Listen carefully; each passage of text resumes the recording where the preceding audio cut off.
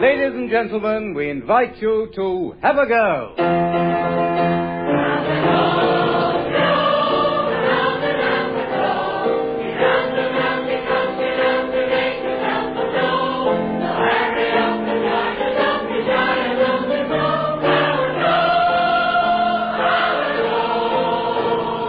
Ladies and gentlemen of Cullompton, it's your turn to have a go.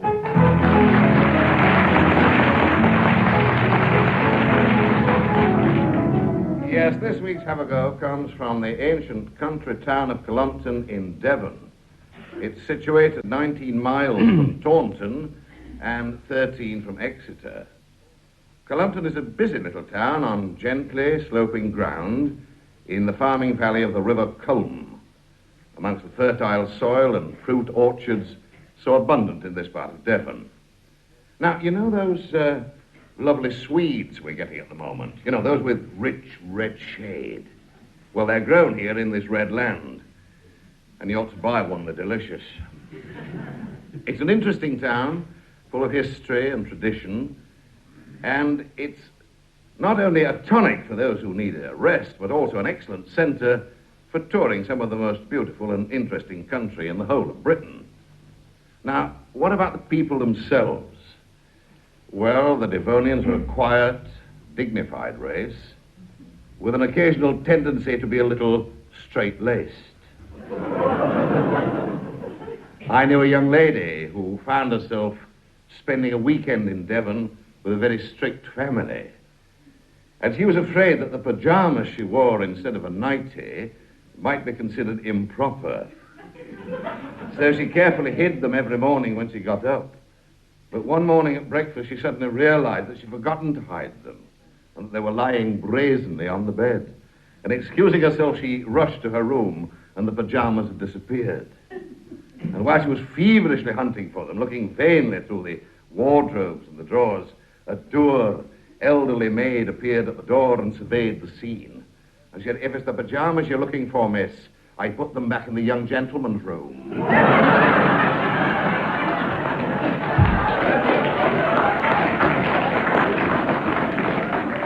Well, now, we really are making history tonight, because apart from one church service, this is the first time there's ever been a broadcast from Cullompton. So with Devon-born Harry Hudson at the piano, let's ask Mabel to leave her table and introduce us to the various people who are willing to have a go for Cullompton.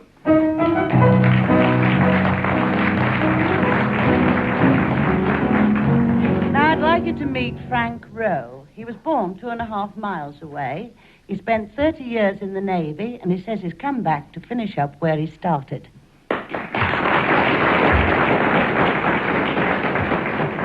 Mr. Rowe, Devon is famous for men sailing the seas. What year did you join the Navy? Joined the Navy 2nd of October, 1914. 30 years, so you served through two World Wars. Two World Wars. Can you tell us some of your exciting experiences, shall we say, in the last war? Yeah, well, the one we had when I got drafted to HMS Prince of Wales. Of course, we were sunk there out in the Far East, and all the survivors got picked up by our own destroyers and took to Singapore. Well, after we'd been in Singapore about a month, the Japanese was not very far away. I went down to the docks, me and 5 other sailors, and we boarded some old coaster down for Batavia, but we were sunk again the following night, Friday, February the 13th. Well, from there, we was in an open boat for nearly 20 days. How many of you? 15 of us in this boat. So eventually, we was very, very short of food. We only had biscuits to eat and very little water. So what we used to do was to put our hand in the sea and just wet our lips. Well, eventually, we got off to the coast of Sumatra, and then we saw a compound there, which was like a little village. And then we pulled into there and gave ourselves up to the natives and asked if they'd give us food, and they gave us bananas and dry fish. Well, then eventually the Japanese was there and they caught us. Well, once they caught us, they took us off our boots, and we had to march about 4 miles on a tarmac road. That's why today I got to go, or every month I got to go to Exeter to have my feet done through that. Well, after this sort of terrifying and, well, I suppose some of it exciting life in the Navy, What are you doing now that you're back home? Well, I'm caretaker of the Culm Primary School. With the children? With the children. Good. Now, you've spent your life away from home, well, more away from home than in it, haven't you? Yes, Mum. All right, well, now you've been a short time at home, just a few years. Give us a tip for husbands. Never keep your wife waiting for your Sunday dinner.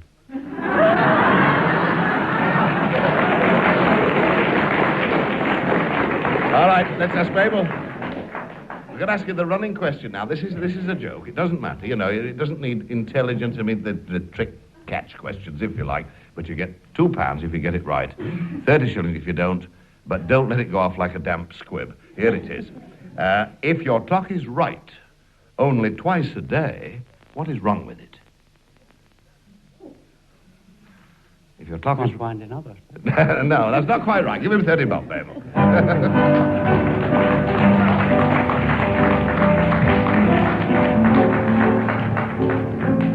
Well, it's well known that Devon girls are among the prettiest in this country. And here to confirm this is Rita Fisher. She's 19 and a half and she's a farmer. Hello, Rita. Well, I've stung a farmer's boy many a time, but looking at you, I think I'd rather have a farmer's girl. How big's the farm you work on? It's about 180 acres. 100 acres. 180. 180? Yes. And who does it belong to? My grandfather. Uh-huh. And what do you do on the farm, Rita? Well, I milk the cows and help my mother with the poultry. Milk the cows. And how many cows do you milk a day? About 35. Do you milk by hand? No, God. No, with a machine. You've never milked by hand? No. I see.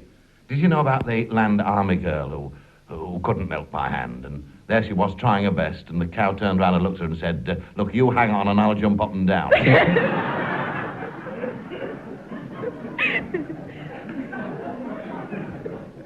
What breed of cattle do you keep on your farm, Rita? Frisians. Frisians? Yeah. That seems a popular breed round here, doesn't it? I mean, the fields look like they're covered in magpies, don't they?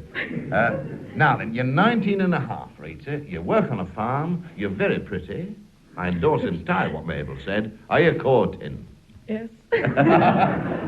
What does he do? He works on the farm. Well, his father's farm. He works on his father's farm. Yeah. One day you might have a farm of your own. Hope so. I hope so, too. What are your interests in the local activities in Cullompton, Rita? The young farmers. What do you do there? I'm the secretary of the young farmers. But what are the activities? What do they do? We have manual process classes. The boys learn to plough and the girls learn to make cheese or butter or anything like that. Mm-hmm. And we have social activities. What are they? Well, dances and other social functions, socials. Mm-hmm. Well, you said you helped your mother with the poultry, didn't you? Yes. Now, what do you feel? Now, this is I'm ignorant, you know that. But what do you feel about free range when hens can wander where they like, as opposed to this battery system? Well, I prefer the batteries, simply because it's easier working. It's cheaper. But aren't the eggs, the shells, a bit soft? No, because you've got to feed them with grit, oyster shell and limestone. To counteract that, you see. And do you think the birds are happy? I should think so, yes. You've never asked them? No. What other animals have you got on the farm? Any dogs? Oh, yes. We've got a sheepdog now with litter of puppies. So you have some sheep on the farm, too? Oh, yes, yes. Well, you certainly live in a lovely part of the world. It's a beautiful country and smashing courting places.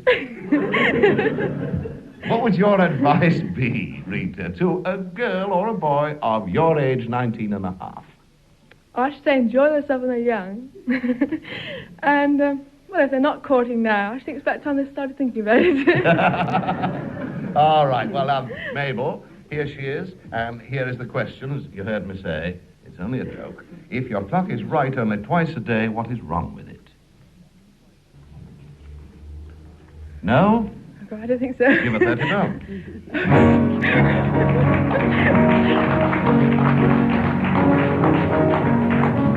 Now, next I'd like you to meet young David Hughes. He's an auctioneer.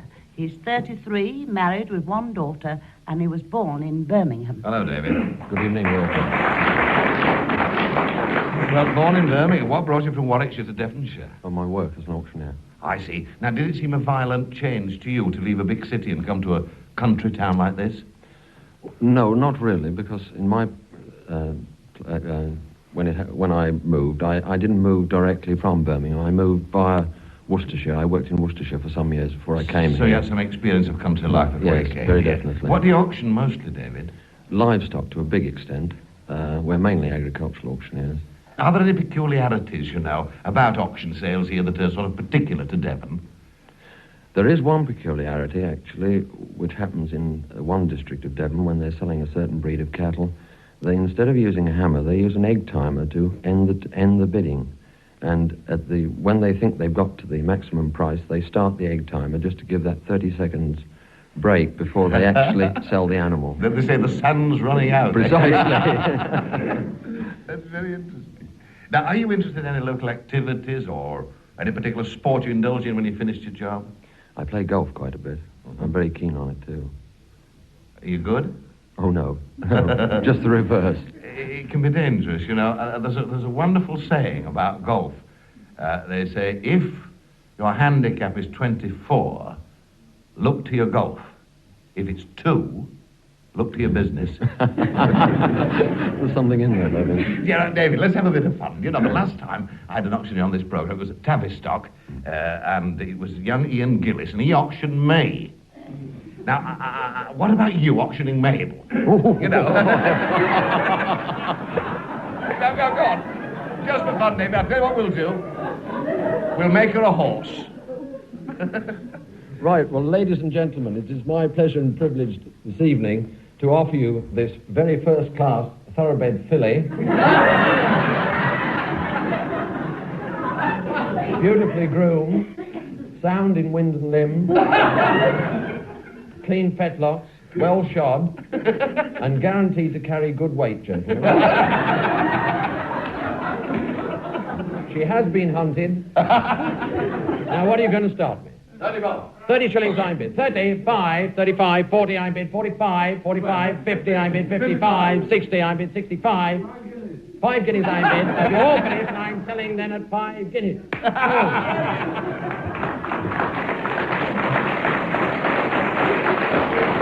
Very good, David. You'll be delighted to know, ladies and gentlemen, she's been sold to a farmer from Tiverton and he's 94.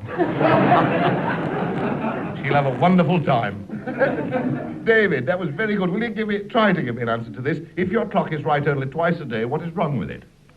Well, I should say it stopped. And you would be right, too.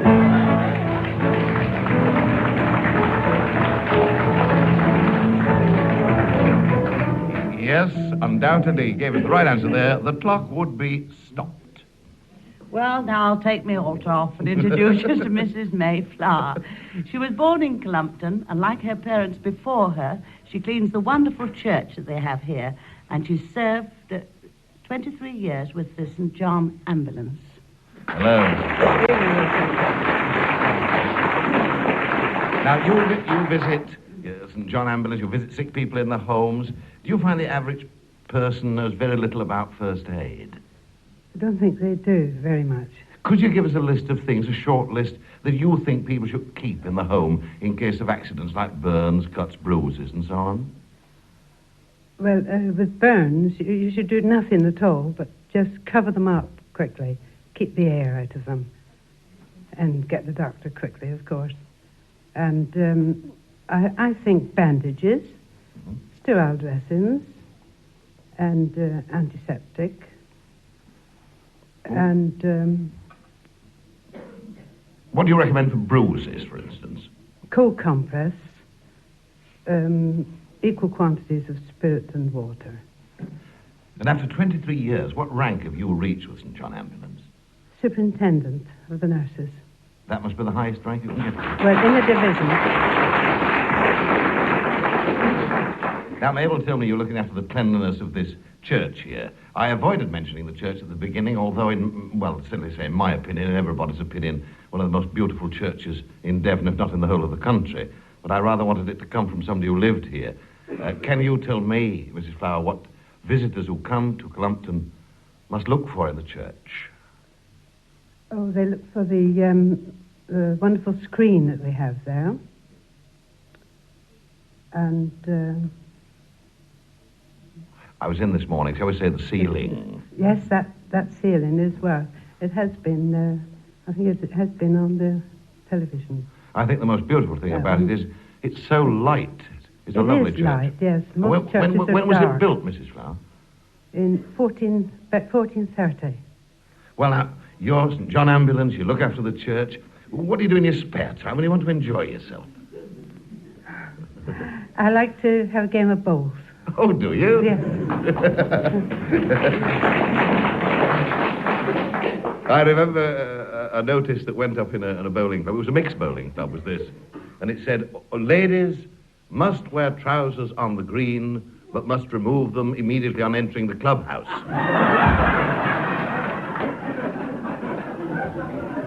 If I handed you, Mrs. Flower, and if you haven't an answer to this, love, it doesn't matter, but if I handed you an autograph book, and I said, will you write me your favourite text or your favourite motto, what would you write for me? Well, Wilfred, I think I would write this. God hath not promised skies ever blue, flower-strewn pathways always for you. God hath not promised sun without rain, joy without sorrow, peace without pain. But he has promised, but he has promised strength from above, unfailing sympathy, undying love. Thank you very much.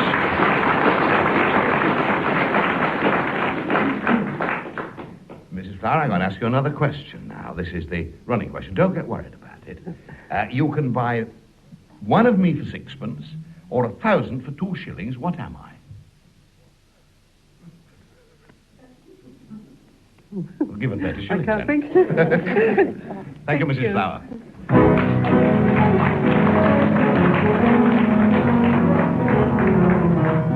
Now, here's Trevor Jones. And as his name suggests, he comes from South Wales. He's a teacher at the secondary modern school. Good evening, Mr. Jones. Evening, Wilfred. What part of South Wales do you come from, Trevor? Merthyr Tydfil. And what did it feel like leaving Merthyr Tydfil to come here? Well, all those years ago, I probably felt a little tremor. But every time I come from there now, I think it's lovely. How long have you been in Devonshire? Since 1930. Oh, it's a long time. 31 years. Yeah, 31 years. Yeah.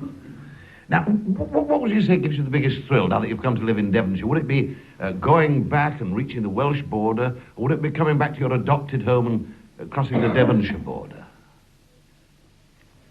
Well, I get a thrill when I see those mountains of Wales on the way home, but coming over Red Ball Hill on the way back and we crossing the border, it's grand. Now, as a school teacher, you've got to be a bit of a philosopher. What are your particular dislikes? Psychologists. Does that reflect somewhere on the children, your school children, that you're thinking of psychologists? No, not necessarily school children, but youth entirely. You see, the psychologist says, don't punish them. Find out why they did wrong. Well, if you don't punish them, the reason they do wrong is because they know they're not going to be punished. That's very right. You know, I know a fellow went to a psychologist. Well, I knew, but this chap went to a psychologist and he said, I've got a terrible thing happening to me. He said, you see, I go shoplifting and I can't help it. And so the psychologist took him on for several visits, you know, and eventually he said, well, you're cured now. He said, you'll never steal again. But if you do have a relapse, I'd like one of those little transistor sets.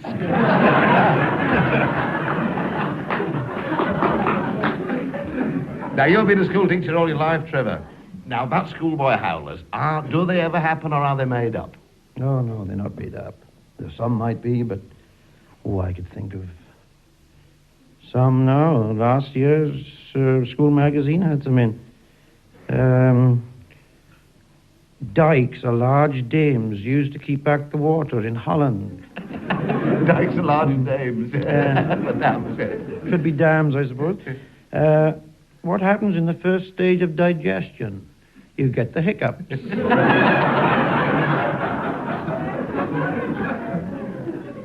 Who is the patron saint of England? Mr. Macmillan. Those are all true. All true, yeah.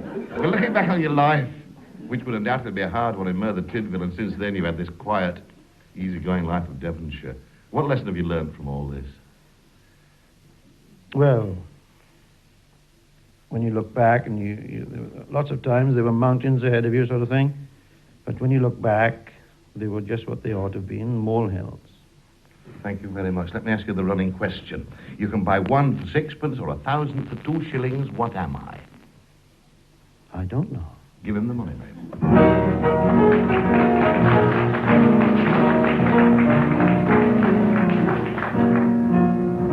Well, there you are, Trevor. There's Harry playing Dapper the Garreg Wen to remind you of your home in Wales. Well, now, sitting in the front row, there's the chairman of the council, Mr. Stafford Hill. I met him last night. He's a farmer. And I'd like him to come up if he will you?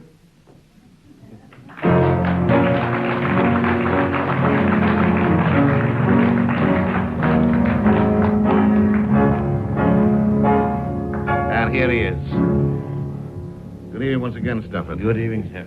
And I would like you to tell us something about the future of Cullompton. Does the success of Cullompton depend entirely on farming? More or less, but in Cullompton, of course, we have quite a few industries. We've the paper mills, the tannery, and a serge factory, and part of a lace factory here in the town. But, of course, we do happen to be living in some of the best land in England, without a doubt. Down through the Culm Valley from here to Crediton, I would say, is some of the picked land of all England. Now, I come from the North Country, fell farming, probably the hardest in the world. Yours is a bobby's job, isn't it, compared with the North? Well, I think we've got a wonderful bit of agricultural land down through here, but as you know, farming always has been hard work and always will be. So whether we live in the north or whether we live in the south, it's always the same. Take notice of this lot, they're only jealous. Now then, let's come back. That's very good. It's a good point to have made, is that. On both sides of the street here, Stafford, the thing that fascinates me most of all are the 2 little streams running by the side of the gutter. Yes. Now they flow pretty fast. Have they been here from time immemorial? Well, they were here a long time before I came. They tell me that it goes back hundreds of years. This was given to the town by some gentleman many, many hundreds of years ago, and is still here. And the people of Cullompton, I think, would fight for that more than anything else in the town. At one time, we had a public meeting when the county talked of taking it away from us to widen our main street. And all the 50 years I've lived in Cullompton, it's the only open meeting that I can ever remember well filled. There were more people in the street than could get in the hall, and it was overruled. Now, at this moment, this town is on the main road. Yes. Shortly, there's going to be a bypass, and it'll be half a mile off the main road. In your opinion, will this be a good thing or a bad thing for Cullompton? Well, as chairman of the parish council, I'm of the opinion it will be a good thing. I think at the present time that the traffic is so thick through our street in the summer that vehicles that wish to stop and shop cannot do so. And I think that this main road crossing or passing so near our town, access to it will be a matter of a quarter of a mile, and we shall endeavor without doubt to make this a service town worthy of people coming in. And I've little doubt but what will be a great help to this place. Thank you very much. And finally, do you think that this town of Cullompton will ever have the postal address of Cullompton near Willand? Not on your Nelly. Thank you very much indeed.